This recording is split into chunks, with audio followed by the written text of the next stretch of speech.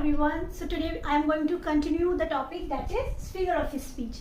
Welcome to my channel Education Facilitator. My name is Joyce. So today how many figure of speech we are going to learn? Let's see. First will be antithesis, जिसको हम हिंदी में बोलेंगे विरोधाभास. The next figure of speech is paradox.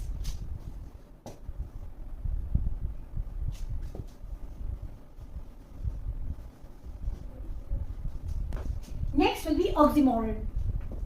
Then next figure of speech is onomatopoeia, and the last one जो आज last होगी ASSONANCE. So today we are going to learn these 5 figure of speech. First is called antithesis. Next will be paradox. Next oxymoron, onomatopoeia and asanas. ये आज की figure of speech है जो आज हम सीखेंगे. एक बार आप लोग स्क्रीनशॉट लेना चाहें तो ले सकते हैं. सो एंटीथेसिस को हम एग्जांपल के थ्रू समझते हैं. बहुत ही ज्यादा एग्जांपल नहीं थी, जगह भी नहीं थी.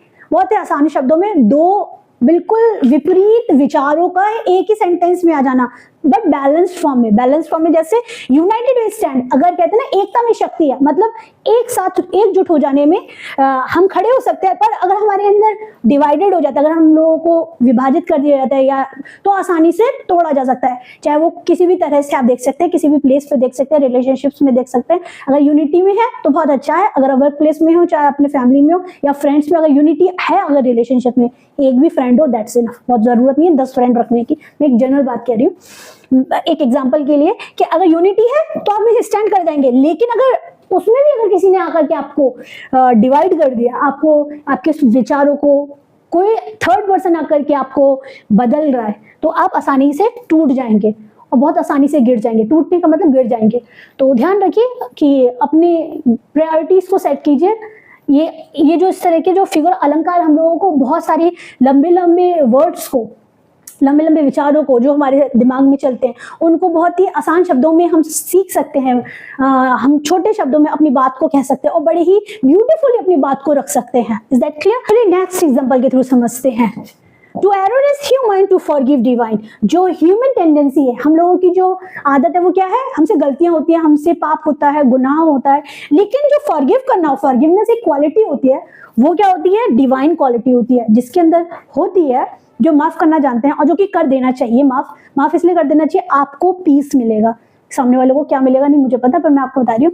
और अगर आपसे गलती होती है, फॉर एग्जांपल जैसे अगर आपसे गलती होती है, आप खुद जा करके कह दीजिए नहीं मुझसे गलती होगी, ये गलती, क्योंकि हम लोग इंसान हैं, हम ह्यूमन से, हमसे गलतियां होती हैं और हम ये नहीं कह सकते कि हमसे गलती ही नहीं होती है. तो बहुत ही साधारण शब्दों में आपको बता दूं, ये मानवता का गुण है गलतियां करना, लेकिन माफ कर देना ईश्वर का गुण है. तो अगर आपके अंदर ये दोनों ही गुण हैं, जो कि होने भी चाहिए, गलती भी हो जाती है, हम लोगों से माफ कर देना चाहिए, तो इट मींस आपने एंटीथेसिस फिगर ऑफ स्पीच का यूज, मतलब आप, तो अगर ये दोनों गुण हैं आपके पास, तो इट मींस आपने एंटीथेसिस फिगर ऑफ स्पीच का यूज किया है. यहाँ पे 2 डिफरेंट आइडियाज हैं.